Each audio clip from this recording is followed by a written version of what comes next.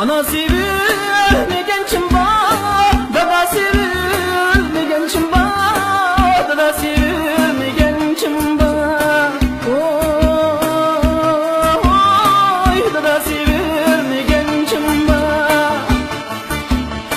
Kişinin yurtuga berip musafir bolmagan kim var, musafir bolmagan kim var. Oy, acep bolgan yig'layman.